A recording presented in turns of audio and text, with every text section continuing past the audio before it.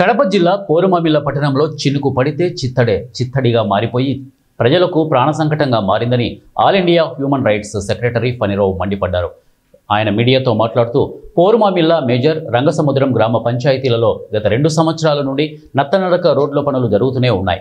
కాంట్రాక్టర్లు, అధికారులు ఇష్టారాజ్యంగా ఎక్కడ పడితే అక్కడ గోతులు తీసి డ్రైనేజీ కాలువల నామరూపాలు లేకుండా తవ్వేశారు. దీంతో ఒక ప్రక్క వాహనాలు ఎగురుతూ ఉంటే మరో పక్క చిన్నపాటి చినుకులు పడినా వర్షపు నీళ్లు ఎటుపోయేందుకు దారి లేదు. రోడ్లపైకి చేరి చిన్న చెరువులా మారిపోతుందని ఆయన మండిపడ్డారు.